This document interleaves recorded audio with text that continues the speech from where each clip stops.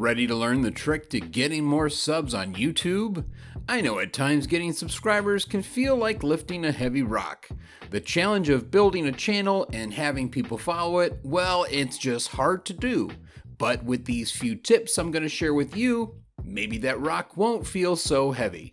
Hey guys, welcome to the channel Side Hustle Pursuit, the channel where we give you options outside of the norm of your regular 9 to 5.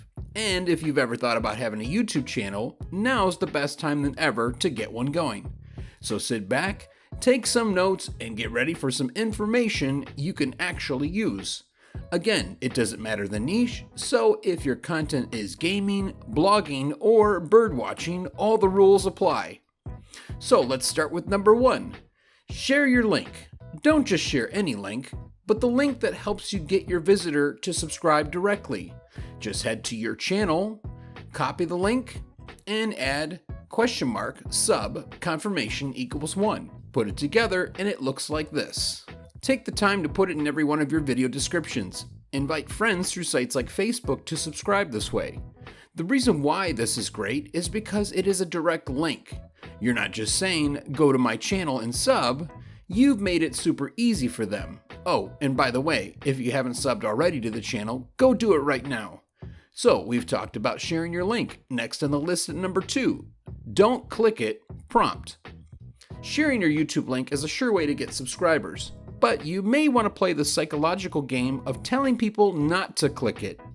I know it sounds crazy, but most people, when told they aren't allowed to do something or they are told directly not to do something, they will usually do the opposite. If I told you can't have that chocolate chip cookie on the table, if that chocolate chip cookie is visible and you are clearly being told you cannot have it, well, you're going to want it. This is called psychological reactance. The term psychological reactance refers to our brain's response to a threat of our freedoms. I know what you're thinking, that just sounds ridiculous. But again, time and time again, when you're told not to do something, the urge is to do it. Think of parents that tell their kids not to do something. Yep, it's similar. You can easily put a "don't click this" in your YouTube description box, and guess what people will do? They'll click it. Chances are that link may be a little long, so you can use a link shortener to make it less messy. Just head to bit.ly.com to watch the magic happen. And now on to number 3, do a shout out. Don't just do any shout out, focus on the subscribers. By doing this, you will be encouraging those to subscribe to your channel. Everyone loves to be acknowledged. Sure, you can do a shout out from your comment section of someone already subscribed, but the goal is to encourage more subscribers on your YouTube channel. It's a technique that works and will work for your advantage. If you keep up with all the big YouTubers out there, they have also used this technique. Take a page out of their books and run with it. Now, to piggyback this idea, you can sweeten it up with a giveaway or something creative you're going to do for that subscriber. Get creative. It's your channel. Create that connection and bond. If they love your channel and the things you're doing, they may even be inclined to tell their friends about your channel. Now that's working smart. Number 4, collaborating. You probably heard the term and understand it, but do you know how powerful collaboration can really be? If you are looking for real subscribers, then this angle may be one of the best methods for your channel building. Focus on smaller channels, as the odds may be better in connecting with those of smaller channels. You may have the same goals as well. Avoid channels that have super large amounts of subscribers, as they may not even give you the time of day. Unless your content is stellar, then you may have a chance. But in terms of starting out, try it this way first. Let's say you have 1,000 subs, and the channel you want to collab with has 1,000 subs as well. By opening up the door, you may increase your subscriber base by default. After all, if the content is similar, those people will want to see more. The worst thing you could do is collab with someone of totally different content.